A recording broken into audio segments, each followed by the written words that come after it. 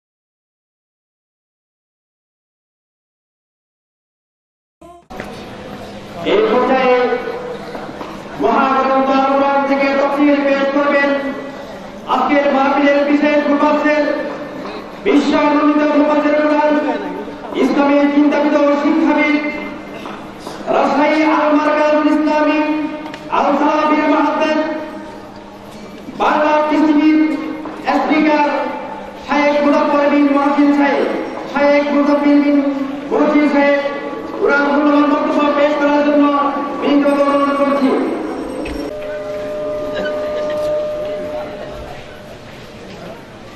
আসসালামু আলাইকুম ওয়া রাহমাতুল্লাহি ওয়া বারাকাতুহু।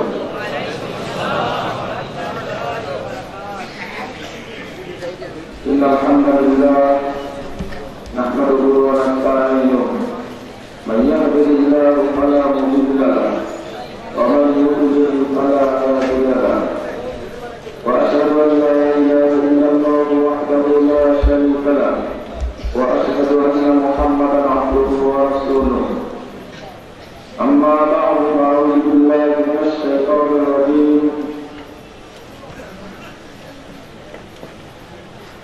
فمن كان يرجو لقاء ربه فليعمل عملا صالحا ولا يشرك بعبادة ربه أحدا. عن ابي هريره رضي الله عنه قال قال رسول الله صلى الله عليه وسلم ان الله لا ينظر الى صوركم واموالكم ولكن ينظر الى قلوبكم واعمالكم. رواه مسلم. عن ابي هريره رضي الله عنه قال قال رسول الله صلى الله عليه وسلم لا يدخل الجنة جسد غذي بالحرام. رواه الطبراني في الأوسط بإسناد صحيح.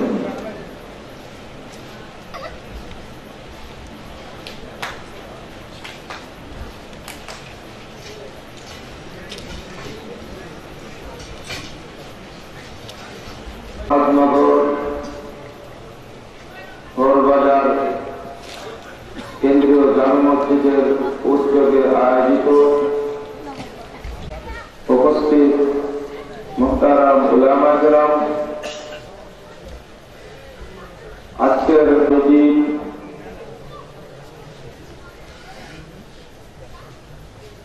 দেশবরেণ্য বাগ্মী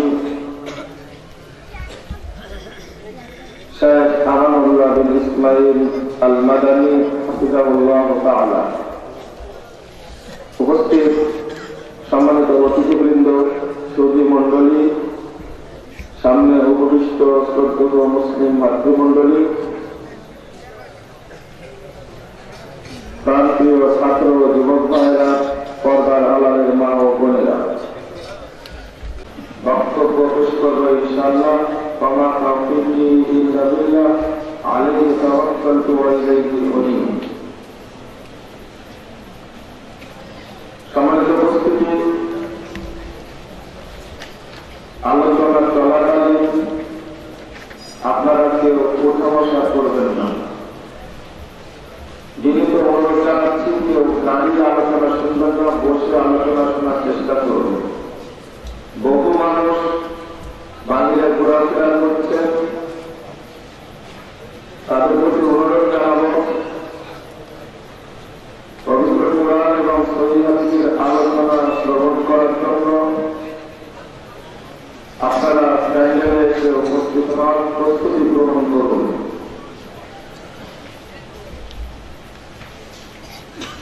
আপনারা যে সুন্দর আয়োজন করেছেন,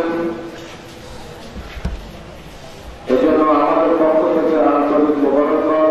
সেই সাথে যারা আয়োজক মন্ডলী, অর্থদাতা, শ্রম, বুদ্ধিদাতা, বিশেষ করে যারা বিভিন্ন প্রান্ত থেকে দেশে আজকে তাফসীরুল কোরআন মাহফিলকে প্রাণবন্ত করেছেন, আল্লাহ সকলকে উত্তম প্রতিদান দান করুন, আমিন।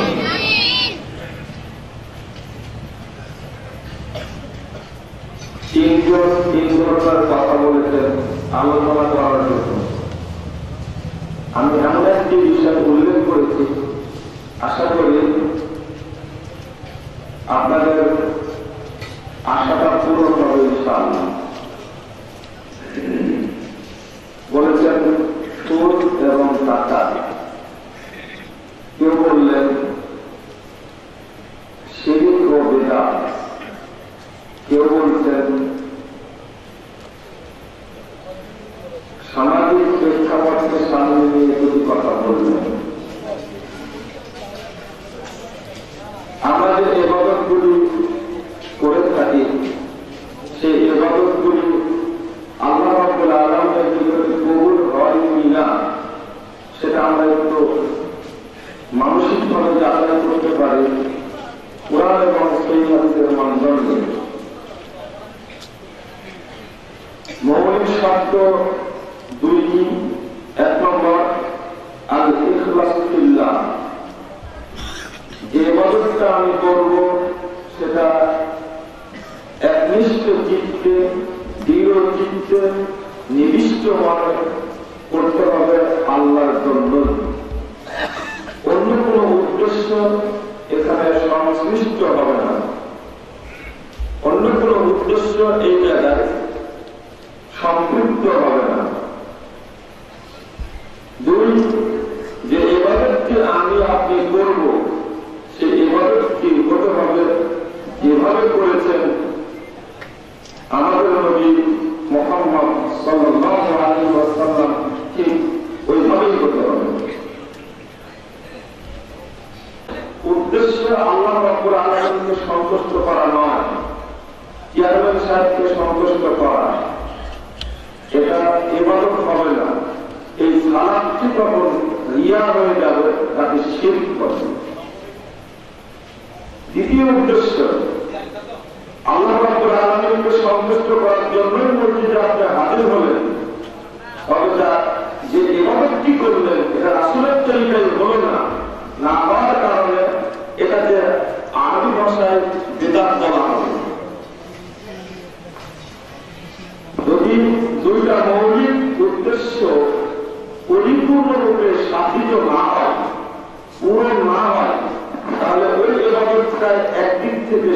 হবে, আর একদিক থেকে বিদাত হবে। যদি পূর্ণ হয় তাহলে তাওহীদ, আর দ্বিতীয় উদ্দেশ্য যদি পরিপূর্ণভাবে পালন করতে পারেন তাহলে তার সুন্নাত মোতাবেক হবে। দুঃখজনক হল সত্য, আমরা ইবাদত করি আল্লাহকে সন্তুষ্ট করার জন্যই, কিন্তু এই সন্তুষ্টির সাথে আর একটি যোগ হয়। আসলে আমরা একটু সামনের দিকে এগিয়ে যাই। প্রথম শব্দ, ইবাদত করতে হবে একমাত্র আল্লাহকে খুশি করার জন্য, উদ্দেশ্য থাকবে আল্লাহর সন্তুষ্টি। আল্লাহ বলেন সূরা আল-কাহফ 110 নম্বর আয়াতে বলছেন, "ফামান কানা ইয়ারজু লিকাআ রাব্বিহি ফালইআমাল আমালান সালিহান।" যে ব্যক্তি চায় আল্লাহর রিজামন্দি, আল্লাহর সঙ্গে সাক্ষাৎ করতে চায়, লিকা আল্লাহর যে দিদার চাই, ফালইআমাল আমালান সালিহান, সেজন্য সৎ আমল করে, আমলে সলিহ করে। ওয়ালা ইউশরিক বিইবাদাতি রাব্বিহি আহাদা, এক আল্লাহর ইবাদত করতে গিয়ে যেন অন্য কাউকে শরীক না করে, সংশ্লিষ্ট না করে। সূরাতুল বাইয়িনা 5 নম্বর আয়াতে আল্লাহ বলেন, ওয়া উমিরু ইল্লা লিয়াবুদুল্লাহা মুখলিসিনা লাহুদ্দীন হুনাফা। তাদেরকে নির্দেশ দেওয়া হয়েছে তারা একমাত্র আল্লাহর ইবাদত করবে, মুখলিসিন লাহুদ্দীন হুনাফা, একনিষ্ঠ চিত্তে, নিবিষ্ট মনে একমাত্র তারই ইবাদত করবে। সূরা তাওবা, সূরা তাওবা 31 নম্বর আয়াতে আল্লাহ বলেন, ওয়া উমিরু ইল্লা লিয়াবুদুল্লাহা ইলাহা ওয়াহিদা। তাদেরকে নির্দেশ দেওয়া হয়েছে একমাত্র এক আল্লাহরই ইবাদত করবে।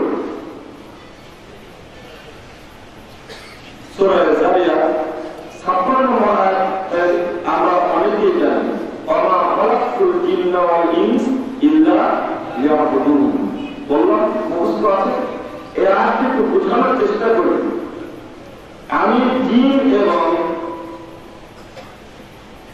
মানুষকে সৃষ্টি করেছি লিয়াবুদুন, একমাত্র আমারই ইবাদত করার জন্য। ওয়া খালাকতুল জিন্না ওয়াল ইনসা ইল্লা লিয়াবুদুন, মা এবং পর ইল্লা আসার কারণে নাফিতে নাফিতে ইসলাম হয়েছে, কথা শক্ত হয়েছে। এই জন্য আমি তাদেরকে সৃষ্টি করেছি, মানুষ এবং জিনকে সৃষ্টি করেছি একমাত্র উদ্দেশ্য হল লিয়াবুদুন, একমাত্র আমারই ইবাদত করবে।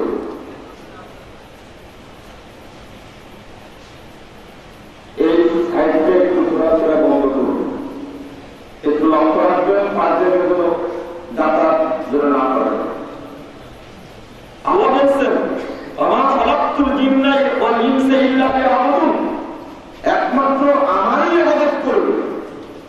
সূরাতুল ফাতিহা প্রতি সালাতে আমরা পাঠ করে থাকি, তার মধ্যে একটি আয়াত বলি, ইয়্যাকা না'বুদু ওয়া ইয়্যাকা নাস্তাঈন। না'বুদু, একমাত্র আপনারই ইবাদত করি। আমাদের দেশের মানুষ মনে করে সালাতটাই ইবাদত, সিয়ামটাই ইবাদত, হজটাই ইবাদত। মক্কায় গেলাম, হজ করে সেখানে ইবাদত করলাম, যাকাত করলাম, ইবাদত করলাম, বাকিগুলো ব্যবসাটা, চাকরিটা, কৃষিকাজটা, দোকানদারি, আজকে প্রোগ্রামটা হচ্ছে, সেটা ইবাদত নয়, অবশ্যই ইবাদত। কিভাবে? লিয়াবুদুন, মা লিয়াবুদুন, একমাত্র আমারই ইবাদত করবে। অর্থাৎ লিওয়াহিদুন, সর্বক্ষেত্রে মানুষ এবং জিন প্রমাণ করবে একমাত্র ইলাহ আল্লাহ। তার দাবি হলো একটাই, লিওয়াহিদুন, তাওহীদ প্রতিষ্ঠা করবে। হলো তাফসীর কুরতুবী এই আয়াতটা ব্যাখ্যা করুন। ইবনে আব্বাস রাদিয়াল্লাহু আনহু বলছেন লিয়াবুদুন এর অর্থ হলো লিওয়াকিদু একমাত্র তারা আমারই তাওহীদ প্রতিষ্ঠা করবে। বক্তব্য শুরু করেছি সালাম দিও রাসূল সাল্লাল্লাহু আলাইহি ওয়াসাল্লামের নীতি বলেছে ইন্নাল হামদালিল্লাহ নাহমাদুহু ওয়া নাস্তাঈনুহু রাসূল মুহাম্মদ সাল্লাল্লাহু আলাইহি ওয়াসাল্লামের নীতি বাড়ি থেকে যখন বের হয়েছি তখন বলেছে বিসমিল্লাহি তাওয়াক্কালতু আলাল্লাহ লা হাওলা ওয়া লা কুওয়াতা ইল্লা বিল্লাহ মুহাম্মদ সাল্লাল্লাহু আলাইহি ওয়াসাল্লামের নীতি। আমি যখন মসজিদে প্রবেশ করি তখন বলি ডান পা রেখে বলি আল্লাহুম্মা ফতাহলি আবওয়াবা রাহমাতিক। যখন বের হই বাম পা দিয়ে বের হই বলি আল্লাহুম্মা ইন্নী আসআলুকা মিন ফাদলিক। কেন বলি বাড়িতে যখন ফিরে যাব তখন সালাম দিয়ে বাড়িতে প্রবেশ করব।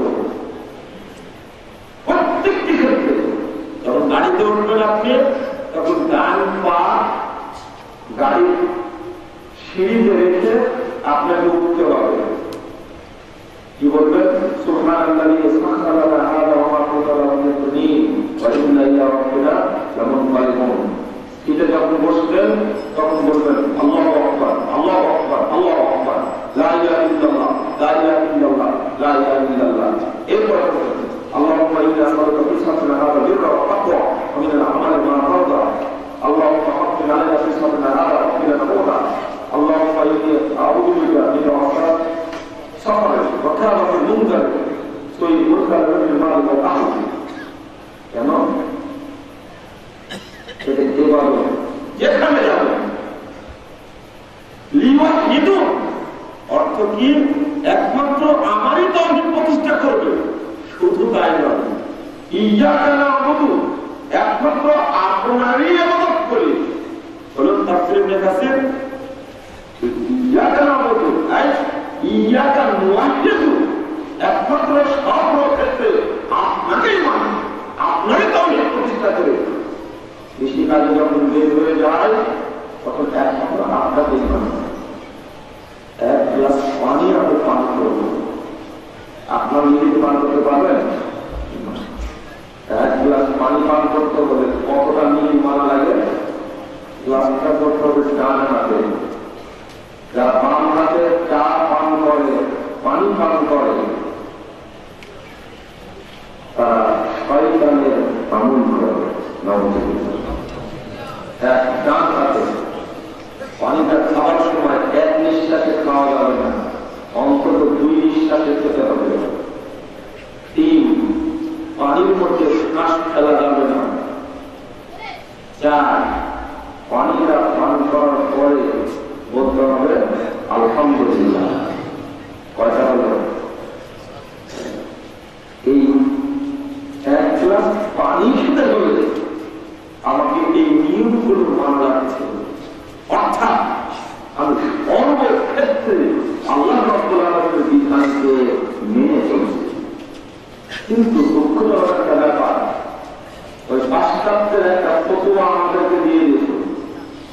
ব্রিটেনে তৈরি হয়েছে ফতোয়াটা হলো এই শিক্ষিত মানুষ বলবেন সত্তর religion should not be allowed to come into politics. It is merely better between man and God. রাজনীতি কখনো ধর্ম কখনো রাজনীতির মধ্যে ঢুকতে পারে না। এটা মানুষ আর আল্লাহর মাঝে আধ্যাত্মিক বিষয় মাত্র। মসজিদে আর মন্দিরের মধ্যে নরম করে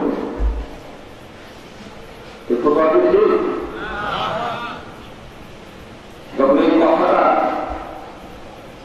আমাদের শিক্ষিত জনরা যেভাবে শিক্ষিত হয় যখন মুখ দিয়ে বলে তখন চিত্রটা কেমন মনে হয়? একটা গ্লাস পানি পান করতে হলে বিধান লাগে। মসজিদ আপনি কোটি টাকা দিয়ে আদায় তৈরি করেন, কোটি টাকা খরচ করেন একটা মসজিদ তৈরি করতে, কিন্তু আপনার ইচ্ছা আপনার মসজিদে করতে পারবেন না। নীতি মেনে করতে হবে, নীতি মানতেই হবে। মসজিদে যখন ঘুমাতে যাবেন আপনি, বাড়িও আপনার, বালিশও আপনার, টাকা কিনা বেদও আপনার, খাটটাও আপনার। শোয়ার সময় কি আপনার দিদিকে ঘুমাতে পারবেন?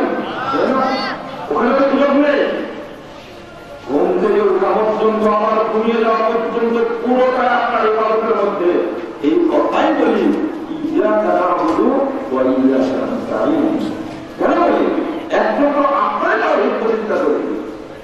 ঘুমাতে দিয়ে ডান হাতকে আপনার ডান গালের নিচে রেখে ঘুমাতে হবে, করতে হবে আল্লাহুম্মা বিসমিকা আমুদু ওয়া আহইয়া।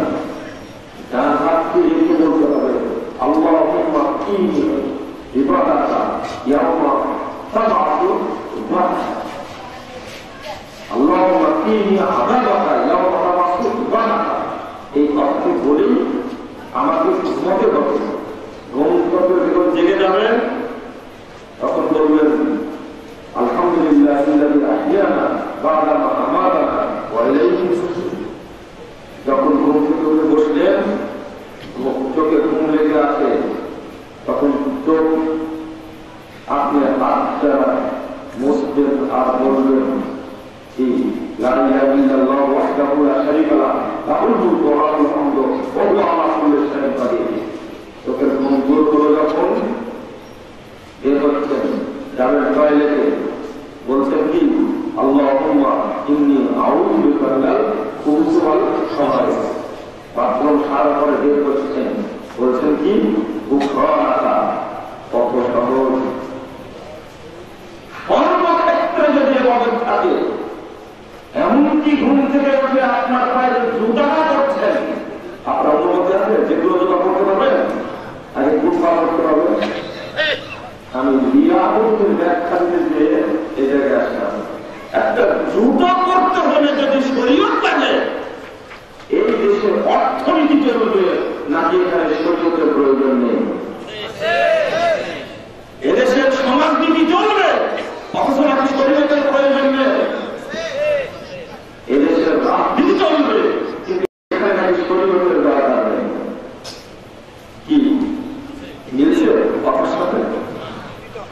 দুঃখজনক হলো এটা, যখন এই ফতোয়াটা মানুষ দেয় শিক্ষিত লোকেরা, তারাও কিন্তু মুসলমান। তাদের নাম আব্দুর রাজ্জাক, তাদের নাম আব্দুর রহমান, তাদের নাম লতিফুর রহমান। কি নাম তাদের না এগুলো? তারা এই ফতোয়া দেয় কি করে? আমি আপনাকে ন্যূনতম বিষয় বুঝালাম। একটা গ্লাস পানি পান করতে হলে 5টি শরীয়ত লাগে, জুতা করতে হলে শরীয়ত লাগে। এই ব্যাখ্যাটাই হলে ওটা ওমা খালাকতুল জিন্না ওয়াল ইনসা ইল্লা লিয়াবুদুন। সর্বক্ষেত্রে আমার তাওহীদকে মেনে চলতে হবে। এই জন্যই বললাম কথাটা ইয়াকা না'বুদু ওয়া ইয়াকা নাস্তাঈন। একমাত্র আপনারই ইবাদত করুন। আপনি কলেজের টিচার, সকালে যখন কলেজে বেরিয়ে যাচ্ছেন, আপনি প্রতিদিন তালিকা শেষ করেন, প্রতিদিন অন্তত এটা না করলেও আপনার প্যান্টটা কাপড় নিচে পড়ছে, কাপড় চেষ্টা দিয়ে যাচ্ছেন। কেন? এটা কি ইবাদত নয়? অবশ্যই এই ইবাদতটা করতে গেলে আপনার কাপড় উপরে যেতে হবে। রাসূলুল্লাহ সাল্লাল্লাহু আলাইহি ওয়াসাল্লাম সহিহ মুসলিমের হাদিসটা বলুন, 306 নম্বর হাদিস। সালাসাতুন লা ইয়াকাল্লামুল্লাহু ইয়াওমাল কিয়ামাহ।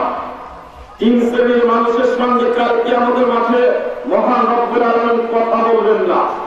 ওয়ালা ইউযাক্কিহিম, আল্লাহ তাদেরকে পাপ থেকে পবিত্র করবেন না। ওয়ালা ইয়ানজুরু ইলাইহিম, মহান আল্লাহ তাআলা এই 3 শ্রেণীর মানুষের দিকে তাকাবেন না। ফাকাদ খাবু ওয়া হাসরু, বরং তারা ধ্বংস হবে, তারা নিরাশ হবে, তারা আল্লাহর রহমত থেকে বঞ্চিত হবে। এই কথা বলতে সাহাবায়ে একটু সন্ত্রস্ত হয়ে আতঙ্কিত হয়ে বলছেন, আল্লাহ নবী এই ব্যক্তিরা কারা বলুন তো, যাদের দিকে আল্লাহ তাকাবেন না, তাদের সঙ্গে কথা বলবেন না, তাদেরকে যে হাদিস বললাম কিতাবুল ঈমান সহিহ মুসলিম খুলুন, আপনাকে আবার বিশ্লেষণ করতে হবে। কোন ব্যক্তি যদি কাকনবীতে কাপড় পরা অভ্যাস থাকে, তাহলে অনুরোধ করব আজকেই আপনার এই অভ্যাস বর্জন করতে হবে, বিকল্প কোনো পথ নেই।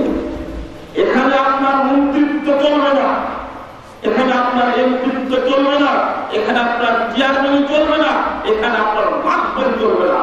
মুহাম্মদ সাল্লাল্লাহু আলাইহি ওয়াসাল্লাম বলেছেন, যা বলেছেন সেটাই চূড়ান্ত, কিয়ামত পর্যন্ত এইভাবে থাকবে। জাতিসংঘ এটাকে চেঞ্জ করতে পারবে না, আন্তর্জাতিক আদালতের শক্তি এটাকে চেঞ্জ করা অসম্ভব।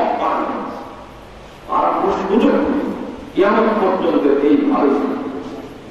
কিন্তু আমরা একটা জিনিস বুঝতে পারিনি, সমস্ত জীবন থেকে ইসলামকে ছিনিয়ে বন্দী করেছে মসজিদের চার দেওয়ালের মধ্যে। আমি একমাত্র আল্লাহর উদ্দেশ্যই করতে হবে। এই উদ্দেশ্য যদি আমি বাস্তবায়ন করি তাহলে তাওহীদকে প্রতিষ্ঠা করলাম। যদি বাস্তবায়ন না করতে পারি তাহলে তাওহীদ থাকলো না। কিভাবে থাকলো না? আমরা ধরি সালাত, এবার সালাত আদায় করি, কিন্তু দুঃখজনক ব্যাপার হল কবুল হয় না কেন? কবুল হওয়ার আগে বলি সেটা প্রভাব ফেলে না কেন? আল্লাহ বলছেন, ইন্না সালাতা তানহা আনিল ফাহশাই ওয়াল মুনকার ওয়া যিকরুল্লাহি আকবার। সূরাতুল আনকাবুত 35 নম্বর আয়াত বলে, নিশ্চয় সালাত বাধা দিবে আনিল ফাহশা, ফাহেশার কাছ থেকে, জঘন্য কাজ থেকে, ওয়াল মুনকার, ফাহেশা বললে সব কাজের অন্তর্ভুক্ত হয়। আবার আল্লাহ ব্যবহার করছেন মুনকার শব্দটি, যত অশ্লীল কাজ আছে, যত খারাপ কাজ আছে, যত নিচু শ্রেণীর কাজ আছে, যদি কোনো ব্যক্তি সালাত আদায় করে এই ব্যক্তি এই নিচু কাজ থেকে, খারাপ কাজ থেকে, নোংরা জঘন্য কাজ থেকে বিরত থাকবে। এটা আল্লাহ। আপনি সালাত আদায় করেন কিন্তু সুদ খান কেন? আপনি সালাত আদায় করেন কিন্তু দোকানে বসে কাস্টমারকে ঠকান কেন? আপনার সালাত আপনাকে অবৈধ কাজ থেকে বিরত রাখতে পারেনি, মানে সালাতের প্রভাব আপনার উপরে পড়েনি। দুনিয়াবী জীবনে যদি সালাত আপনার উপকার না করতে পারে, এই সালাত হয় কি নামাজ, এই সালাত কি কিয়ামতের মাঠে উপকার করতে পারবে বলে বিশ্বাস করে রাখবেন? যদি এই সালাত দুনিয়াবী জীবনে আপনার জীবন পরিবর্তন না করতে পারে, আপনাকে যদি চেঞ্জ না করতে পারে, নিঃসন্দেহে মনে রাখবেন এই সালাত কাল কিয়ামতের মাঠে আপনার কোন উপকার করতে পারে।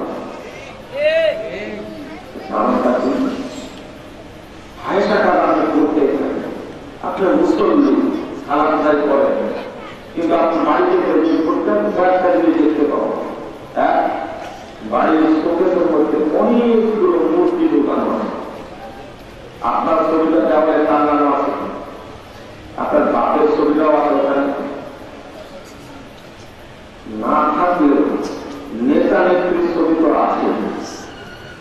তা না থাকলে যুবক ছেলে, তোমাদেরকে বলছি, তোমাদের ঘরে যত নিম্ন শ্রেণীর নোংরা মহিলা আছে তাদের ছবি অন্তত রাখা তোমার ঘরে।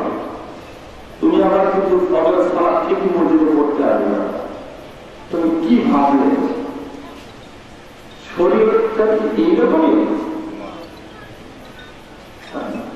তোমার আকীদা, তোমার বিশ্লেষণ, তোমার মন মানসিকতা এত খারাপ কেন?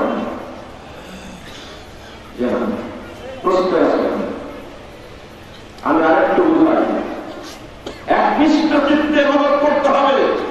আপনি মুসল্লি, মসজিদে গিয়ে আল্লাহকে সিজদা করেন কিন্তু খাম্বার কাছে গিয়ে কিসের তোমরা তুলো দিয়ে থাকেন। আপনার মাথা এক জায়গায় নত হবে, দুই জায়গায় নয়। এই তো এটা হচ্ছে না। বয়স আপনার 50 বছর, সালাত আদায় করেন 40 বছর যাবত, টাকা পয়সা হয়েছে, উপজেলা চেয়ারম্যান ভোটে আপনি অংশগ্রহণ করলেন, পাস করে গেলেন বিপুল ভোটে।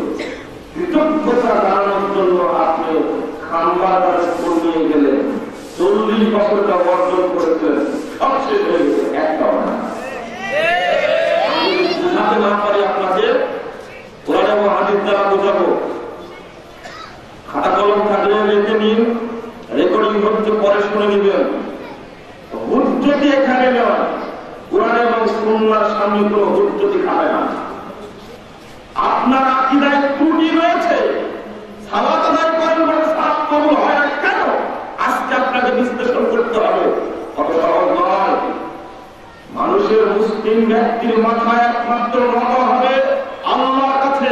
পৃথিবীর কোন পাথর, কোন মানুষ, কোন গাছ, কোন মাজার, কোন ব্যক্তি, কোন কবর, কোন খানকা, কোন পূজা, কোন ফুল বা কোন খানকা, কোন মূর্তির কাছে নত হবে না।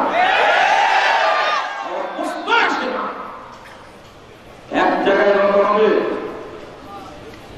যদি নত হয় দুই জায়গায়, আল্লাহর ভাষায় শুনুন। আল্লাহ বলছেন সূরা বাকারা 85 নম্বর আয়াতে আল্লাহ বলছেন, আফাতুমিনুনা বিবাদিল কিতাব ওয়া তাকফুরুনা বিবাদ, তোমরা কি কিতাবের এক অংশ মেনে চলবে আর এক অংশের বিরুদ্ধে কুফরি করবে? ফামা জাযাউ মান ইয়াফআল যালিক ইল্লা খিজুন ফিল হায়াতিদ দুনিয়া ওয়া ইয়াওমাল কিয়ামাতি ইউরদুনা ইলা আশাদ্দিল আযাব। যারা এই দুর্মুখী ব্যক্তি হবে তাদের জন্য দুনিয়াতে লাঞ্ছনা রয়েছে, কিয়ামতের মাঠেও তাদেরকে কঠোর শাস্তির দিকে নিক্ষেপ করা হবে। ৮৬ নম্বর আয়াতে আল্লাহ বলছেন, ফালা ইউখাফফাফু আযাবুহু, এদের শাস্তির উপর হালকা দেওয়া হবে না, হালকা করার প্রশ্নই থাকে না। এরা কথা বলছেন, গুনগুন শব্দ হচ্ছে কেন? চুপ করে বসে আলোচনা শুনুন, শেষে আমার প্রশ্ন উত্তর রেখে গেল। আপনারা প্রশ্ন থাকলে করবেন, ইনশাআল্লাহ প্রশ্ন উত্তর দিয়ে যাব। বলছিলাম, ইবাদতটা কবুল হওয়ার মৌলিক শর্ত হলো একমাত্র আল্লাহর উদ্দেশ্যেই করতে হবে। এই উদ্দেশ্য যদি ঘাটতি হয়, আল্লাহ বলছেন, ওয়ালা ইউশরিক বিইবাদাতি রাব্বিহি আহাদা, এক ইবাদত করতে গিয়ে কাউকে শরীক করা যাবে না। যাবে না, অবশ্যই। আপনি বলছেন এটা সমস্যা না, দেখেন আপনার মুসল্লি কিন্তু পয়লা বৈশাখের অনুষ্ঠান ঠিকই করে না, এটা একটা জাহিলিয়াত।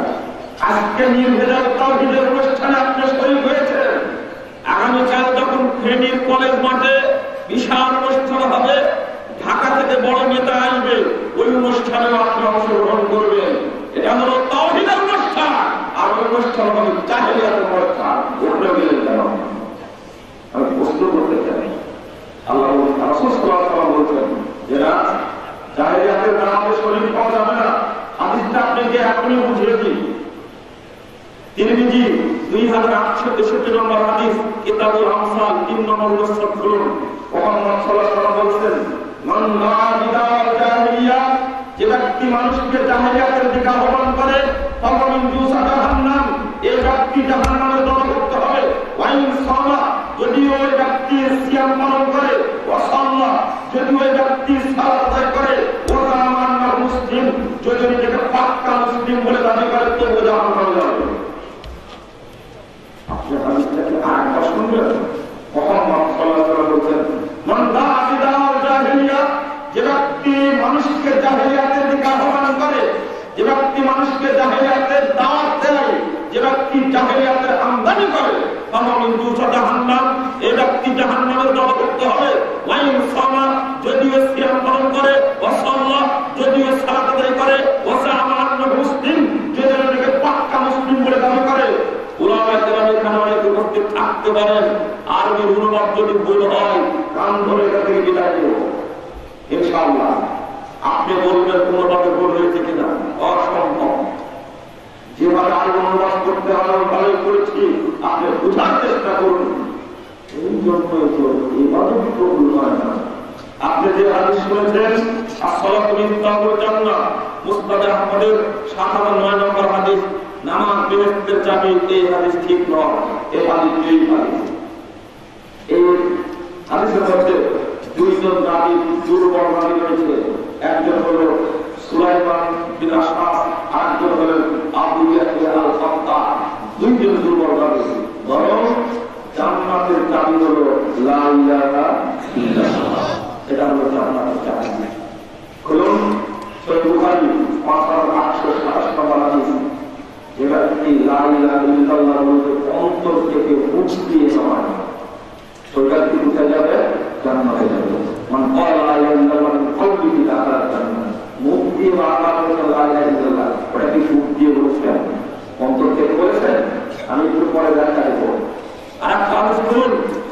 বুখারী প্রথম খণ্ডে কিতাবুল জানায়েজের পরে 165 পৃষ্ঠা মূল বুখারী মুহাম্মদ ইবনে মুনাফিরকে জিজ্ঞেস করা হলো আলাইসা লা ইলাহা ইল্লাল্লাহ ইসলামুল জান্নাহ ইবনে মুনাফির বলুন তো লা ইলাহা ইল্লাল্লাহ কি জান্নাতের চাবি নয়?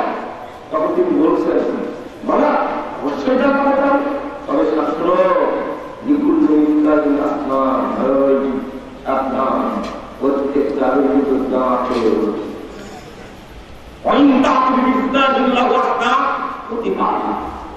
যদি ওই চাবি নিয়ে তুমি আসো যে চাবির দাঁত রয়েছে তাহলে জান্নাত খোলা হবে। দাঁতবিহীন চাবি যদি নিয়ে আসো তাহলে জান্নাত খোলা হবে না। লা ইলাহা ইল্লাল্লাহ জান্নাতের চাবি, কিন্তু সালাত সিয়াম হজ যাকাত শরীয়তের আহকামগুলো চাবির দাম। এবার কি জান্নাত যাবেন শুধু সালাত করে জান্নাত পাবেন এটা শর্ত নয়। ওই যে আপনি জাহিলিয়াতের সাথে জড়িত, এই জন্য তো আপনার সালাত কবুল হয় না। মুসলমান জাহান্নামে যাবে কেমন কথা? সহিহ বুখারী 806 নম্বর হাদিসটা করুন। মুহাম্মদ সাল্লাল্লাহু আলাইহি ওয়াসাল্লাম বলেছেন ইন্নাল্লাহা আযজা ওয়া জাল্লা হারামা আলান নার সাবাত সুজুদ। জাহান্নাম একদম মুসলমানের সবকিছু পুড়িয়ে ফেলবে, দেহ পুড়িয়ে পুড়িয়ে শেষ করে ফেলে দেবে, কিন্তু ওই মুসলমানের সেজদার দাঁতটা জাহান্নাম পুড়াতে পারবে না। হ্যাঁ, তাদের প্রতিরোধ পাওয়া গেল, তবে মুসলমানই জাহান্নামে যাবে এটা প্রমাণিত হলো কিনা? কি মুসলমান জাহান্নামে যাবে না? এই হাদিস প্রমাণ করে মুসলমান জাহান্নামে যাবে। ওই মুসলমান নয় যে মুসলমান শুধু শুক্রবারে সালাত পড়ে, ওই মুসলমান নয় যে মুসলমান শুধু ঈদের দিনে পড়ে, কারণ বছরের 2 দিন পড়লে কপালে দাগ হবে না। তাহলে কোন মুসলমান? ওই মুসলমান জাহান্নামে যাবে যে মুসলমান নিয়মিত সালাত পড়ে। আপনাদেরকে আমি বুঝাতে পারছি না হয়তো বা আপনি কোন মুসলমান যে মুসলমান জাহান্নামে যাবে আপনি ভাবলেন? আপনি সালাত আদায় করেন বটে, কিন্তু দেখা যাবে আপনার মেয়েটি কলেজে যায়, বোরকা তো পয়লা পয়লা পূর্ণাটাও পড়ে না। সেটা হলে চাহিদা শুদ্ধ খান, কিন্তু পরে বলবো সালাত কবুল হয় না কেন? কারণটা কি? এভাবে কবুল হয় না কেন আপনি নিজেই বুঝতে পারবেন। আপনি জাহিলিয়াতের সাথে জড়িত,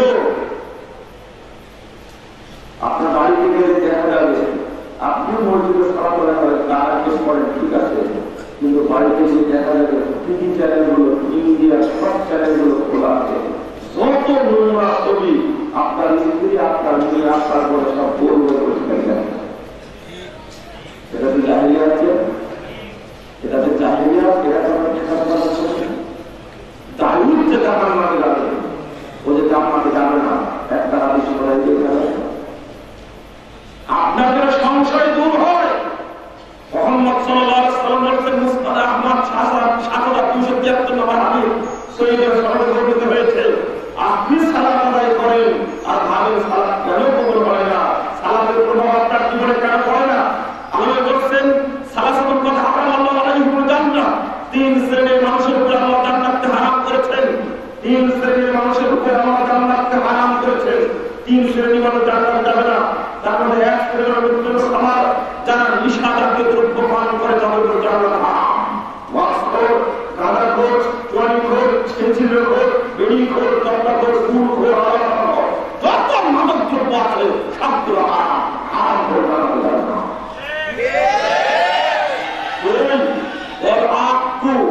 যারা পিতামাতার অবাধ্য, পিতামাতাকে দেখে না, পিতামাতা অসুস্থ হয়ে পড়ে আছে, খবর রাখে না, খেতে দেয় না, এরা হলো বদ শ্রেণীর মানুষেরা জান্নাতে যাবে না। ওই গায়ক ব্যক্তি জান্নাতে যাবে না, যে ব্যক্তির পরিবারের পর্দা নেই। মুহাম্মদ সাল্লাল্লাহু আলাইহি ওয়াসাল্লাম বলছেন এটা চূড়ান্ত কথা, গায়ক জান্নাতে যাবে না। আপনি ভাবছেন জান্নাতে চলে গেছে, আপনার দায়ুস করতে চলে গেছে কোথায়? আমেরিকা, দায়ুস করতে গেছেন ইন্ডিয়া, দায়ুস আপনার করতে গেছেন ব্রিটেন, ইউরোপের দায়ুস করছে। দায়ুসকে আপনি আপনি আপনাকে দায়িত্ব প্রমাণ করে ছাড়বেন, এখনই প্রমাণ করবো। আপনার মেয়েটি ইন্টারে পড়ে, কলেজে পড়ে, আপনি মেয়েটিকে কিভাবে সিলেটের জাতীয়ভাবে কাটালেন তার বন্ধুদের সাথে? আসলে একটা ভাব কিভাবে পাঠালেন, কেন পাঠালেন? আপনাকে দায়িত্ব প্রমাণ আপনি করে দিচ্ছি। আগামীকাল আপনার শ্যালোকের দিয়ে অথবা শ্যালিকার দিয়ে আপনার স্ত্রীর কাছে সুন্দর করে সাজাবেন। বাপের দেওয়া গহনা, আপনার দেওয়া গহনা, রক্ত গহনাকে সব সাজিয়েছেন, পরিণত সাজিয়েছেন, সাজিয়ে মোটর সাইকেলের পিছনে তুলে নিয়ে আপনি চলে গেলেন বিয়ে খেতে। গাড়ি করতে আপনি আমেরিকায় গেলেন, আপনি নিয়ে যান। আপনি দায়িত্ব ইন্ডিয়ায় গেলেন কেন? ওটা আপনার স্ত্রী নয়, ওটা সকলের খাদ্য। বিয়ে খেতে গিয়ে শহরের মধ্যে হোক আর গ্রামে হোক, আপনার মেয়ের আপনি বিয়ে দিচ্ছেন, গায়ে হলুদের উপর অনুষ্ঠান করেছেন। ওর প্রাইমারি জীবনের যত ছাত্র, যত বন্ধু, ওর কলেজ জীবনে যত বন্ধু, ওরা বিশ্ববিদ্যালয়ের জীবনে যত বন্ধু, সব বন্ধুকে ডেকে নিয়ে আসছেন। আর ওদের তালের মুখে চোখের হলুদ মাখাচ্ছে পুরুষ ছেলেরা। আপনি কি আসলে বা আপনার বেঙ্গা ছেলে মানুষ, আপনার আজকেই নয়। আপনার বাড়িতে গায়ে হলুদের অনুষ্ঠান হয় কেন? কে জাহির আজকে রাখতে বলেছে? আপনি থুবড়া খাওয়ার অনুষ্ঠান করেন কি করে? যদি ইজ্জত থাকে, একজন বাপ নিজের নিজেকে কখনো শিক্ষা খবরে পড়াতে পারে না। একেবারে আপনি কি মনে করলেন ওর বন্ধুরা সব ফেরেশতা আর টিচার হলো জিন? আপনি কি মনে করলেন? আশ্চর্য ব্যাপার। আপনি কি ভাবলেন ভাইস খোঁজা করে ইন্ডিয়া যাচ্ছেন কেন? আমি আপনাকে জাহেলিয়াত দায়িশ আপনি প্রমাণ করে ছাড়বো। আপনার দোকানে আসেন, হাসপাতালে মাসি প্রতিদিন সকালে আসেন, ডাক্তারটায় যান, আপনার স্ত্রীরা ঘরে নিয়ে ঘরে কি করে রাখেন না। আপনি কি জানেন পয়লা বৈশাখের অনুষ্ঠানে আপনার মেয়েটি কোথায় গিয়েছিল? আপনি খোঁজ রাখেন না। 14 ফেব্রুয়ারি এদেশের মানুষ বলছে ওইটা নাকি ভালোবাসা দিবস। লজ্জা করতে হয় আমার। আপনার মুখটা ঠিক আছে বলুন তো? আমি একটু ব্যাগে চলে গেছি আলোচনা করতে কি আপনার এগুলো ধরে না দিলে হবে না। এগুলো করেন কিন্তু কাজ দিতে হবে, আপনার সাবধান থাকতে হবে। এমপি সাহেব বলছেন দেখুন তো ভাই,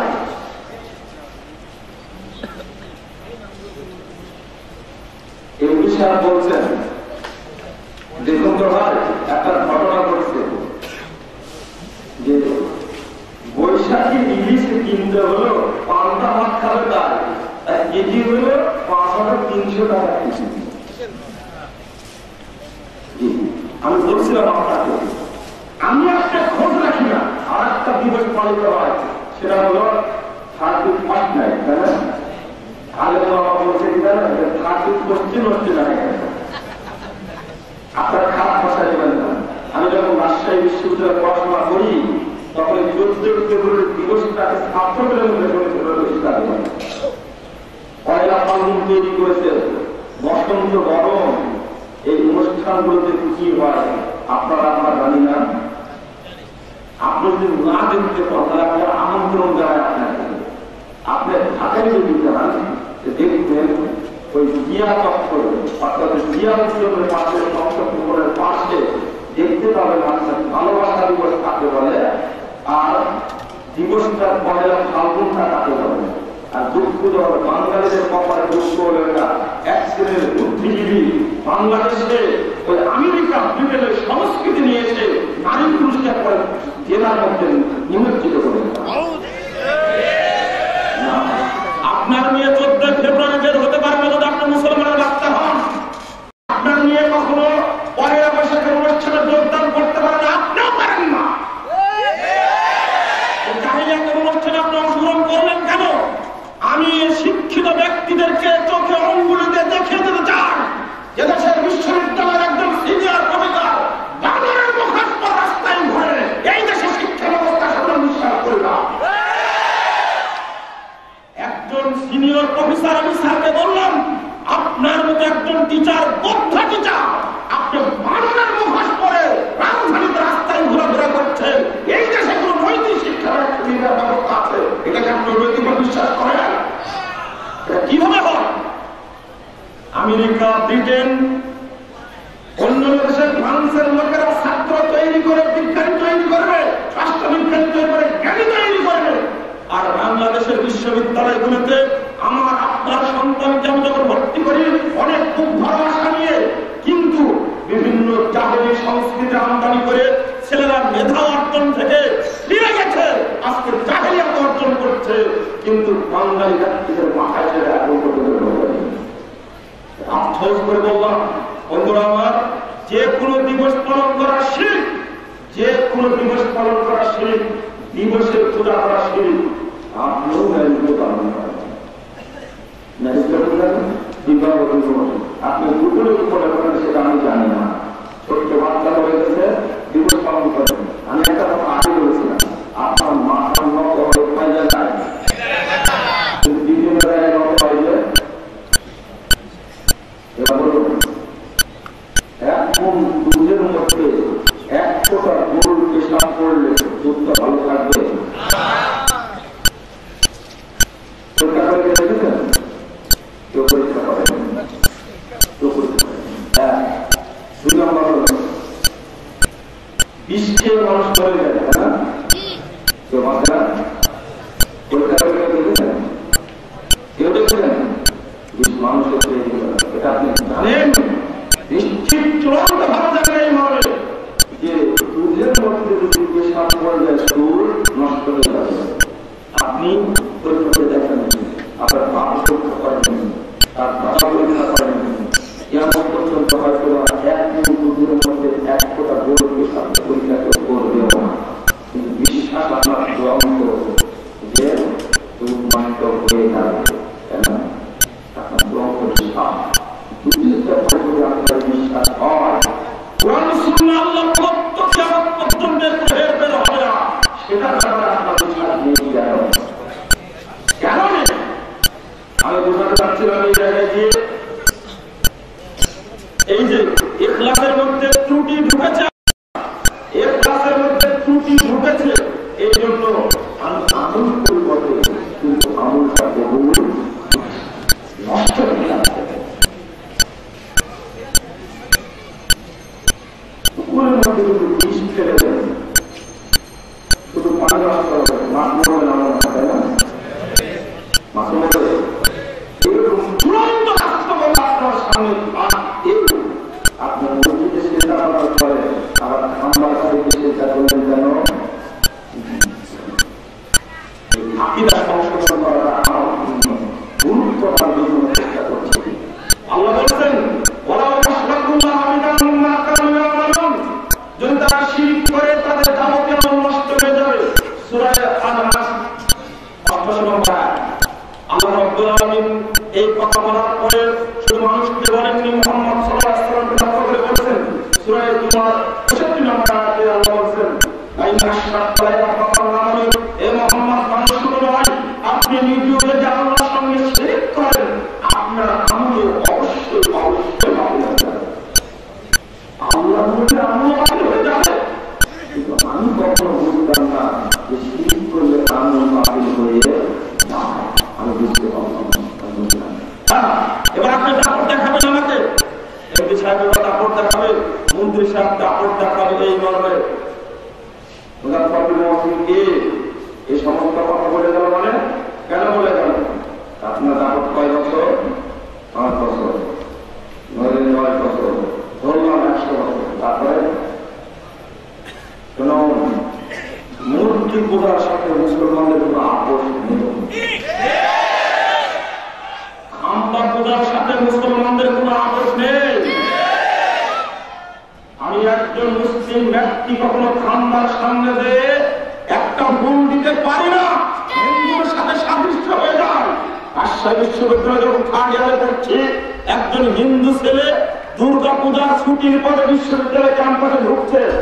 ঢোকার পরে একসঙ্গে যাচ্ছি, একই ডিপার্টমেন্টে পড়ে, কম্পিউটার সায়েন্সে, একই ম্যাচে থাকে, একই রুমে অবস্থান করে। আসার পথে বলছে, মুসলিম ছেলেটা হিন্দু ছেলেটাকে বলছে, তোরা তোর মায়ের কাছে মিষ্টি কেন নিয়ে যায়, পলা কেন খেতে পারে, মিষ্টি তুমি খেতে পারে। হিন্দু ছেলে দুর্বল স্বাভাবিক ভাবে চুপ সে আল্লাহ তোমার তো প্রশংসা করতে হয় দেখছি, তোমরা লজিক দিচ্ছে দেখছি, তোমার জ্ঞানে তো তারিফ করতে হয় কেন? আসলে আপনি বলেন ও কি খেতে পারে? তখন আমি বলছি যে ও তো খেতে পারে না, তবে ওর মায়ের হাত পা মাথা সুন্দর করে শাড়ি পরে ঘরের মধ্যে রাখে, কিন্তু তুমি ওই 26শে মার্চ 16ই ডিসেম্বর 21শে ফেব্রুয়ারি সেই ইভেন্টগুলিতে বড় বড় ফুলের তুয়া 1000 টাকা দিয়ে কিনে ওই খাম্বার কাছে তুমি দিয়ে আসো কেন? ও তো মাথা নয়, চোখ নয়, পাও না। তখন হিন্দু ছেলেরা বোঝার প্রাণ ফিরে গেছে, তুমি বলো কথা কি বুঝতে পারেন আপনি? তরুণ ছেলেরা তোমাদের মাথা নষ্ট করা হয়েছে। আজকের ইতিহাস এটা নয়, কোরআন পবিত্র কোরআনের সূরা আম্বিয়া 52 নম্বর একটা করুন, 53, 54, 55, 56 নম্বর একটা করুন। অসম্ভব ব্যাপার, মাথা নত কোন জায়গায় হবে? এক জায়গায় হবে। ইব্রাহিম আলাইহিস সালাম তার বাপকে লক্ষ্য করে বলছেন এই মর্মে, বাপকে লক্ষ্য করে বলছেন এই মর্মে, আব্বা তোমরা এই সমস্ত খাম্বার পাশে দাঁড়িয়ে কিসের নীরবতা পালন করো? আর বাপ বলছে এটা বাচ্চাদের করতে দেখছি আমরা করি। ইব্রাহিম আলাইহিস সালাম তিনি তার বাপকে লক্ষ্য করে তার কওমকে লক্ষ্য করে বলছেন আব্বা শুনে রাখতো, যখন তোমরা অনুষ্ঠানে চলে যাবে, মেলায় চলে যাবে, আমি এই মূর্তিগুলোকে সাইজ করে সারবো, আল্লাহ পছন্দ করে বলছি। আল্লাহ নজর করছেন, তিনি বলছেন মূর্তিগুলোকে ভেঙ্গে পুরাজা ভেঙ্গে সব চোরবার করে বড়টার ভালো রেখে দিয়ে চলে এসেছেন। এটা হল 5000 বছর পূর্বের ইতিহাস। যেমন বাপ তেমনি বেটা। মুহাম্মদ রাসূলুল্লাহ সাল্লাল্লাহু আলাইহি ওয়াসাল্লাম ঢুকলেন কাবায়। সহিহ বুখারীর হাদিস শুনুন, 370 পৃষ্ঠা প্রথম খণ্ড। মুহাম্মদ সাল্লাল্লাহু আলাইহি ওয়াসাল্লাম বলতে শুনুন, ইকরাম বলেন, যখন নবী সাল্লাল্লাহু মক্কা, আল্লাহর নবী মক্কায় প্রবেশ করলেন, ওয়াহাওয়া কাবাতে সালাতুল্লাহ সিত্তুন সুবান, এমন অবস্থায় কাবার চতুর্পাশে 360টি মূর্তি খাড়া করা ছিল। ফাজালা ইয়াকুলু বিওয়াদিহি, আল্লাহ নবীর হাতে থাকা লাঠি দ্বারা মূর্তিগুলোকে মারছেন, ভাঙছেন, মূর্তি ফুলের মতো বেরিয়ে আসছে। ওয়াকুল জাল হক ওয়াজাহাল বাতিল ইন্নাল বাতিল কানা যাহুকা, হক এসে বাতিল চুরমার হয়েছে, বাতিল চুরমার হওয়ার যোগ্য। 360টি মূর্তি এক নিমিষে ভেঙে চুরমার করে দিলেন। এই আয়াতটি পড়ছেন আর ভাঙছেন, বলছেন তিনি ওয়াকুল জাল হক ওয়াজাহাল বাতিল ইন্নাল বাতিল কানা যাহুকা, হক এসে বাতিল চুরমার হয়েছে, বাতিল চুরমার হওয়ারই যোগ্য। বিশ্ব ইতিহাসে সর্বশ্রেষ্ঠ মানব, সর্বশ্রেষ্ঠ রাসূল সাইয়্যিদুল মুরসালিন কাবা চত্বর থেকে 360টি মূর্তি এক নিমিষে এক হাতে ভেঙে সব চুরমার করে দিলেন। এবার তিনি আলী রাদিয়াল্লাহু আনহু বলছেন, আলীর কাছে শুনো, সেই মুসলিম করুন 328 প্রথম খণ্ডের মুসলিমের করুন, আলীকে ডেকে বলছেন, আলী শুনো, এদিকে আসো, আমি তোমাকে পাঠিয়ে দিচ্ছি, যত জমিনের বুকে যত ছবি এবং মূর্তি রয়েছে, যত ছবি এবং মূর্তি রয়েছে, সব প্রখান করে দাও। যত রকমের উঁচু কবর রয়েছে যেখানে মানুষ পূজা করা হচ্ছে, সমস্ত কবরকে ভেঙে মাটির সঙ্গে মানুষ পবিত্র করে আমার সামনে আনবে না। এটা হলো আদর্শ। আমি আজকে পরিষ্কার বলতে চাই, দুঃখজনক হলো অবস্থা এমন অনুরূপ, বাংলাদেশে ইসলাম পরিবেশ নষ্ট করার জন্য এক শ্রেণীর মানুষ জঙ্গিবাদের আস্ফালন ঘটিয়ে বৌদ্ধ মন্দিরে ঢুকে বৌদ্ধ মূর্তি ভাঙছে, পূজা মণ্ডপে ঢুকে হিন্দুদের পূজা ভাঙছে। নিজের সামনে মুড়ে মূর্তি রয়েছে, এই মূর্তি ভাঙা তারা সাহস করে না। সেরকম একটা উদ্দেশ্যে এই ছোট্ট মুসলিম ভূখণ্ডটাকে একেবারে আমেরিকা ব্রিটেনের একটা খাদ্য তৈরি করার জন্য আন্দোলনের ষড়যন্ত্র চলছে। আমি আপনাকে বলতে চাই, হিন্দুরা দেশে বসবাস করার অধিকার রাখে, বৌদ্ধরা বসবাস করার অধিকার রাখে, তারা ট্যাক্স দেয়। তুমি তাদের মূর্তি ভাঙতে গেলে কেন? নিজের মূর্তি তৈরি করেছো, নিজের ঘরে বাপের মূর্তি তৈরি করা আছে, বাপের ছবি রয়েছে, নিজের স্ত্রীর ছবি তৈরি করা আছে, নেতা নেত্রীর ছবি রয়েছে, বলছেন আপনি গর্বের সাথে এই করবেন। অফিসের ছবি ছবির সঙ্গে আপনি প্রিন্সিপাল, আপনার ছবি কেন ওই অফিসের নাম মামলা, কিন্তু আপনার বাড়িতে ভোটখানায় গেলে কিন্তু গায়ের দিকে শত মন্ত্রী এলাকাতে চলা হবে। এটা কেমন সমাজ আপনাদের? মুহাম্মদ রাসূলুল্লাহ সাল্লাল্লাহু আলাইহি ওয়াসাল্লাম মূর্তির বিরুদ্ধে যাচ্ছিল অবস্থান, আজকে আমরা এই পর্যায়ে এসেছি। আমি আপনাকে বলতে গিয়ে কথা এসেছি, এই পর্যায়ে এসেছি এই মর্মে কাপড় দেখা কোনো কাজ নাই, কোরআন সুন্নাহ সামনে রয়েছে। আপনি যত বড় নেতা হন না কেন, কোরআন এবং সেই সুন্নাহ সামনে আপনাদের মাথা নত করতে হবে। মাথা নত করার বিকল্প পথ নেই, কারণ ইব্রাহিম আলাইহিস সালামের বাপ আজও কাপড় দেখিয়েছিল।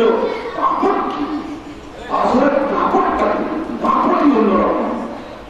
কাপড় মানে ইব্রাহিম আলাইহিস সালাম বলছেন, ইয়া আবাদি লিমা তা'বুদু মা লা ইয়াসমাউ ওয়া লা ইবসিরু ওয়া লা ইউগনি আনকা শাইয়্যা। কি আবেদনময় কথা বলছেন আব্বা, আপনি কোন জিনিস ব্যবহার করেন না, যেটা চোখে দেখে না, কানে শোনে না, আপনার চোখে বার করতে পারে না। ইয়া আবাদি, হে আব্বা, ইন্নী কদ জা'আনি আল-ইলম মা লাম ইয়াকুন সাবিয়া। আব্বা, আমার কাছে যে ইলম এসেছে এই ইলম আপনার কাছে এসেছে, সুতরাং আপনি আমার বক্তব্য মানবেন, আপনাদের কথা হবে। কথা বলছেন না, আলোচনা আপনার পছন্দ হচ্ছে না, শেষ করে দিই। তাহলে শর্ত আমি গুণগুলি আলোচনা করে আমি আল্লাহর বক্তব্য বলছি, আপনার একটু সময় জানার চেষ্টা করছি। আপনার আশেপাশে গুণগুলির কথা বলবেন, আমি অনুরোধ করছি অল্প সময় মধ্যে আলোচনা শেষ করে দেব। এটা আমার সম্ভব নয়। আমি ব্যক্তিগত কোনো কথা বলেছি উদ্ধৃত সহ কোরআন এবং হাদিস থেকে বলছি, আপনার কাছে আপনার অধিকার না, আপনার অধিকার আপনার পাথরের মতো বলতে শুনতে হবে। কষ্ট থাকলে মনে করবেন বন্ধুরা আমার। ইব্রাহিম আলাইহিস সালাম তার আত্মরক্ষা করে আমার বলতেন, ইয়া আবাদিলা তা'বুদু শাইতান ইন্না শাইতানা কানা লির-রাহমানি আসিয়া। আব্বা, আপনি শয়তানের ইবাদত করবেন না, শয়তান আল্লাহর পরোয়া। চতুর্থ বাবা বলছেন, ইয়া আবাদি ইন্নী আখাফু আন ইয়ামাসসাকা আযাবুন মিনার রাহমান ফাকুনা লিশ-শাইতানি কারিনা। আব্বা, আমার ভয় হচ্ছে আল্লাহ আযাব আপনাকে ধরে ফেলবে। ও সমাজের নেতৃবৃন্দ, আয়াতগুলো লক্ষ্য করুন, ধরে ফেলবে। এবার আগে এই চারটি কথা শোনার পরে এই বদনা সহ্য করতে পারেন। এবার বলছে,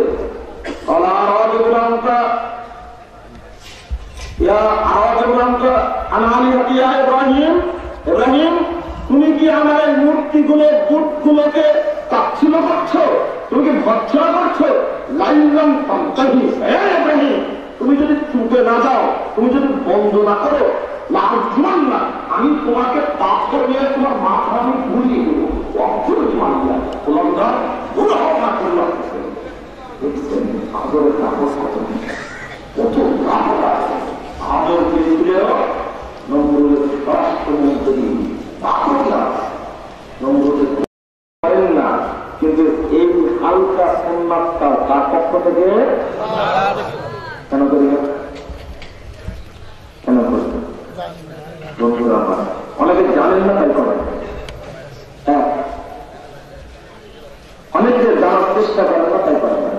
আমি বলছিলাম সুন্নাতের মা ওইভাবে করতে হবে যেভাবে করেছেন মুহাম্মদ রাসূলুল্লাহ সাল্লাল্লাহু আলাইহি ওয়াসাল্লাম। সুন্নাতের মা একটুকে হেরফের করা যাবে না, যেভাবে করেছেন ওইভাবে করতে হবে।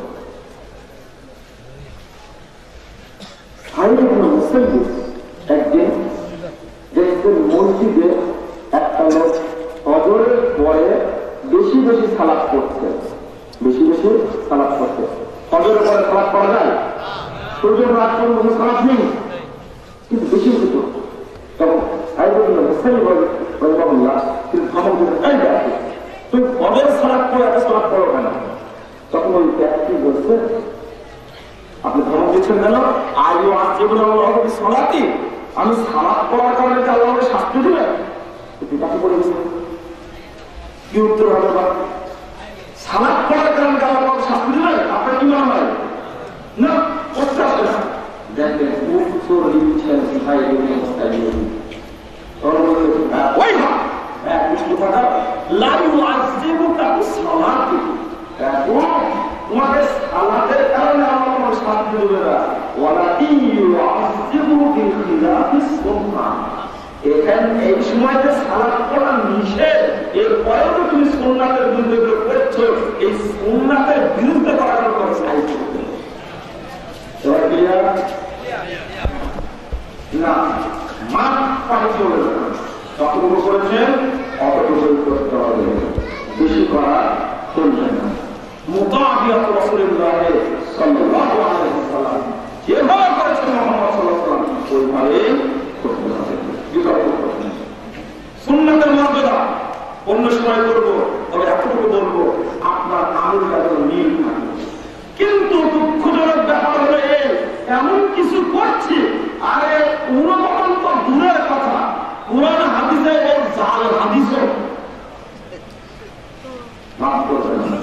যেটা জাল সেটা জাল বলবে, যেটা ভিত্তি নেই ওর কোনো, যেমন একটা কথা মাফ করবেন আমাকে, আপনারা শুনেছেন যখন কোনো ব্যক্তি ওযু করতে বসে তখন তার মাথার উপরে 4 জন ফেরেশতা রুমাল নিয়ে দেওয়া থাকে। শুনেছেন না?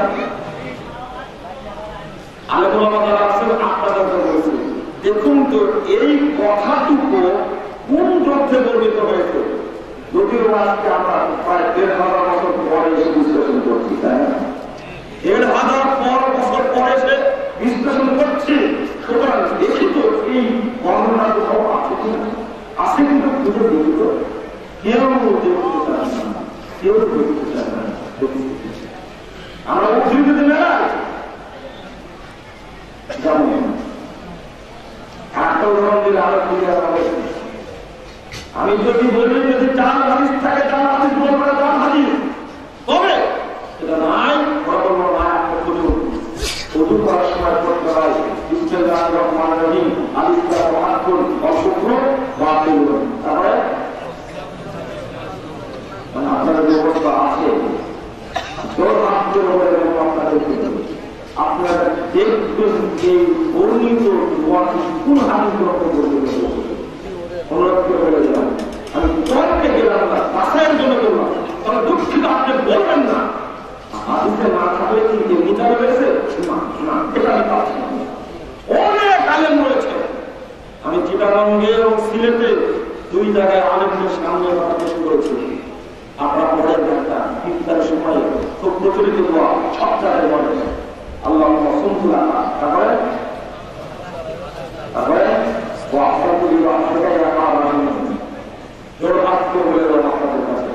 আপনার নতুন মানুষ দেখুন তো এই দোয়াটা কোন হাদিস গ্রন্থে বর্ণিত হয়েছে? পেপারে লেখা থাকা দলিল নয়, আপনার আলেম দলিল নয়, দলিল হলো হাদিস গ্রন্থ কিছু পাওয়া যায়। অনুরোধ করে দিলাম, কিছু উদাহরণ দিচ্ছি। নবীর সাথে মিল থাকা তো দূরের কথা, অস্তিত্বই নেই। কোরআন তেলাওয়াত করেন, শেষে কি বলেন? সাদাকাল্লাহুল আযীম। লেখাও আছে, দেখেন বিশাল আছে না? আবারও বলছি, মাফ করবেন আমাকে, এটা দেখবেন কোন হাদিস গ্রহণ করতে হয়েছে। সাদাকাল্লাহুল আযীম, সাদাকা রাসূলুল্লাহ কোন গ্রহণ করতে হয়েছে একটু দেখবেন। অনুরোধ করে জোড়া হাত করে বলে না যে না, আল্লাহ মুহাম্মদ সাল্লাল্লাহু আলাইহি ওয়াসাল্লাম বলেছেন, মা আয়েশা বলেছেন সুবহানাল্লাহি ওয়া বিহামদিহি আশহাদু আল্লা ইলাহা ইল্লাল্লাহ আনতা আস্তাগফিরুকা ওয়া আতুবু ইলাইক। আল্লাহ নবী কোরআন তেলাওয়াত শেষ করলেই বলতে হবে শুধু নাসাই 308 নম্বর হাদিসটা শুনুন। মা আয়েশা বলেছেন আল্লাহ নবী কোরআন তেলাওয়াত শেষ করে দিয়ে দোয়া করলেন, আল্লাহ কোনটা সাদাকাল্লাহুল আযীম। আমি তারপর বাকি মায়ের বলে আসছি 2005 সালে 30 মে তার সঙ্গে 7টাকে মুম্বাই আপনার স্ত্রীকে কোরআন তেলাওয়াত করে না বলা হয়, চেঞ্জ করতে হবে। উনি বললেন এটা আগে রেকর্ডিং, ভবিষ্যতে বলা হবে না, আমরা চেষ্টা করবো ইনশাআল্লাহ। আমি বললাম আমি একটা জিনিস বলতে চাচ্ছিলাম, যদি খুব ভারী কথা হচ্ছে আমি বলছিলাম দলিল সহ বুঝে আমল করতে হবে। মানুষ বলছে যদি আমরা সমাজে তোমার কানটা সিলে নিয়ে চলে গেছে, সমাজে কানটা সিলে নিয়ে গেছে, তখন কি করছে? কিছু দোয়াচ্ছেন, হাত দিয়ে দেখেছেন কানটা আসলে নিয়ে গেছে কিনা, এটা কথা চালু আছে না? কথা কথা প্রচারিত কথা চালু করে আর একটু প্রসিদ্ধ কথা বলবো, মাপ চেয়ে বলছি তারাই সালাতে গোটা দেশে 4 রাকাত পরে একটা দোয়া বলা হয়, সুবহানাল্লাহ যদি মসজিদে বলা হয় তাহলে সেটাকে জামাতের বলেন। আমার অনুরোধ করলাম দেখি তো একটু একটু দেখি আল্লাহ মুহাম্মদ সাল্লাল্লাহু আলাইহি ওয়াসাল্লাম সালাতের ওযুর শুরুতে যখন বলছেন বিসমিল্লাহ 35টা বার আছে কিন্তু আমাদের লম্বা দোয়া অনুমোদন থাকতে হবে, অনুমোদন আমি মুজাফফর আর বলছিলাম আপনাকে আপনার আমল করে যাচাই করুন, অবশ্যই যাচাই করতে হবে। আর একটা জিনিস যাচাই করুন বলছি, যখন মুয়াজ্জিন বলছে আসসালাতু খায়রুম মিনান নাওম, আপনারা কি বলেন? অর্থাৎ দোয়া আমার পছন্দ করে বলছে আপনাদের কাছে খুঁজে বের করুন তো এই আসসালাতু খায়রুম মিনান নাওমের জবাবে 50টা বানানো বলতে হবে, তার কোনো প্রমাণ আছে কিনা? আগে প্রমাণ চাই। আমি বললাম না আপনাদের কাছে, আপনি প্রমাণ দেখে তবে আমাদের দৃষ্টিতে পড়ে নিয়ে আল্লাহ বসেছেন তাসা বলতে আমার দিকে তাকান, বসেছেন তাসা বলতে বসার পরে আপনি যখন বলছেন আশহাদু আল্লা ইলাহা ইল্লাল্লাহ টুকরে নামে দেখলেন না একবার টুকরে নিয়ে রেখে দিতে হবে। এই মর্মের কথা আমি বলতে বলিত হয়েছে, অথচ নবী মুহাম্মদ সাল্লাল্লাহু আলাইহি ওয়াসাল্লাম আনহুল নওয়াতে সহিহ মুসলিম করুন 1370 সমানে 999 নম্বর আবু দাউদ মুহাম্মদ সাল্লাল্লাহু আলাইহি ওয়াসাল্লাম ইশারা করতেন কানা ইশিরু আলমা মাউদুকা বাকি ইস্তেমরার চলমান কাল কানা ইশিরু তিনি ইশারা করতেন, একবার ইশারা নয়, যদি মাজি ইস্তেমরারের অর্থ আলিমগণ করেন আপনাদের 999 নম্বর আটটা করে তাহলেই বুঝতে পারেন একবার খুব করে নামানো নয়, বরং এইভাবে ইশারাটা করে রাসূলুল্লাহ মুহাম্মদ সাল্লাল্লাহু আলাইহি ওয়াসাল্লাম এইভাবে ইশারা করতে থাকলে শয়তানকে তীর মারা হয়। বলুন আল্লাহু আকবার।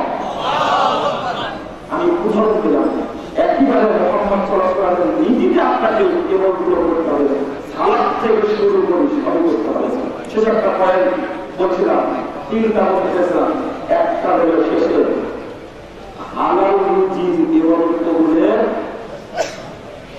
আমার 2টা শর্ত ঠিক রয়েছে, কিন্তু জামাটা আমার সুদের টাকা লাভ হবে না। আলোচনা শেষ করবো, তবে এই সম্পর্কে 2টি কথা।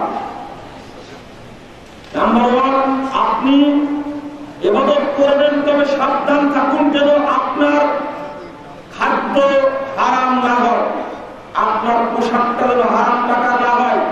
হাদিসটা শোনাচ্ছি সহিহ মুসলিম 326 নম্বর খণ্ডের আলমা বলছে ইন্নাল্লাহা তাইয়্যিব লা ইয়াকবালু ইল্লা তাইয়্যিবা, নিশ্চয় আল্লাহ পবিত্র, তিনি পবিত্র বস্তু ছাড়া কবুল করেন না। আল্লাহ পবিত্র, তিনি পবিত্র বস্তু ছাড়া কবুল করেন না। উদাহরণ দিচ্ছেন, একজন দরিদ্র মানুষের রাজশাহী থেকে রওনা দিয়েছে, ফেনীতে চলে এসেছে, দরিদ্র হয়ে গেছে, এমন অবস্থায় 2 হাত তুলে ভাত থেকে দেখে সামা 2 হাত তুলে আল্লাহর কাছে বলছেন ইয়া রাব্বি ইয়া রাব্বি বলে দোয়া করছেন। আল্লাহ নবী বলেছেন, মুহাম্মদ সাল্লাল্লাহু আলাইহি ওয়াসাল্লাম বলেছেন সাহাবীদের রক্ত করে দেখো, সাহাবীরা দেখো, আমার দামও হারাম, এই ব্যক্তির খাদ্য হারাম, আমার সব হারাম, এই ব্যক্তির পানীয় হারাম, আমার বস্ত্র হারাম, এই ব্যক্তির পোশাকটা হারাম, বস্ত্র হারাম, হারাম দ্বারা যে ওটা তৈরি হয়েছে। আল্লাহ আমরা বলতে গিয়ে দোয়া কেমন হবে? যদি জামাটা অপবিত্র থাকে ইবাদত করে কোনো লাভ নেই।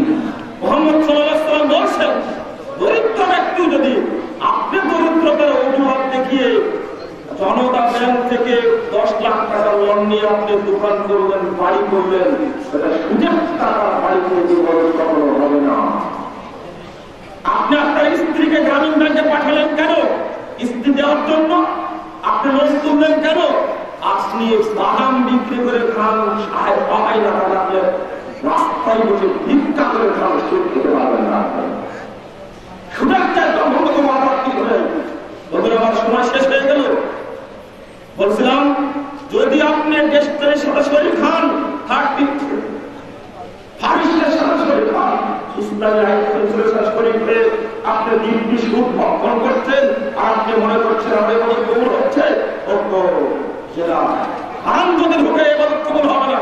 অধিকাংশ মানুষই শহরের শেয়ার বাজারের সাথে জড়িত, আন্তর্জাতিক শেয়ার বাজার হারাম, আপনার সাথে সংযোগ হতে পারেন না, আপনার অধিকার রাখেন না।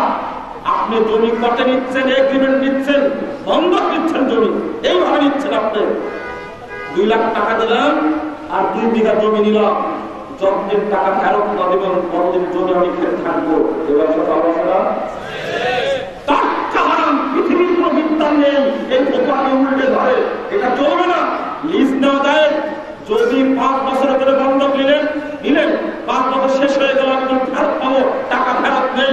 সহিহ বুখারীর 2347 নম্বর হাদিস বলুন, আল্লাহ নবী এইভাবে ব্যবসা চালু রাখছেন, কিন্তু এই ব্যবসা উল্টে গিয়ে আপনি বন্ধকে ব্যবসা করছেন।